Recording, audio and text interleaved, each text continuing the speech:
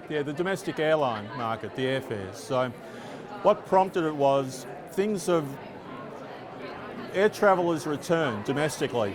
It surged back into position in 2022. So I thought it was around about the right time to have a really good look at airfares to see how things are shaping up.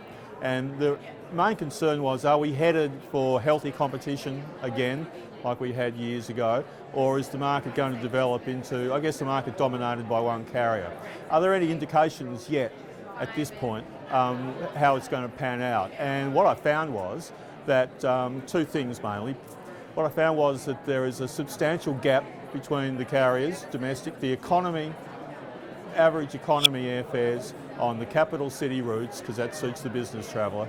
The difference is, using Qantas as the benchmark, Virgin is about 30-something% less across most routes and on average in economy class.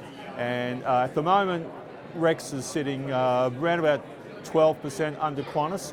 And so Virgin has quite clearly, I think, looking at the last number of months, settled into that position.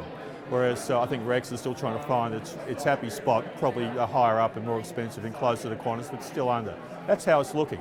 So that's on the pricing front. What about the services? It's all very well to have lower price fares from an airline, but do they have the planes to get on? Well, that's the other half of the picture, and I've got to say that's looking pretty good too. Having a look at some research done by some independent house in the States, they forecast services based on information about airlines and carriers and where they're sitting at the moment. So the daily services, just looking at Melbourne, Sydney, Brisbane, the Golden Triangle, the services between the three main cities, Virgin is going to be pretty close to Qantas by October in terms of numbers of daily services. So we're ripe, we're ready, we're set again for competition, and so it's up to whether or not travellers, business travellers, respond to what's in the marketplace now.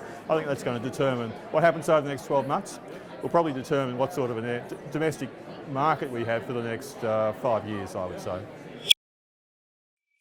Have a close look at all the carriers. The pricing is now giving you options. The competition is back. You should negotiate, and you should have a good look at your domestic program, airline program, to see how you can get best value. Competition's back. Now it's up for the travel buyers to react.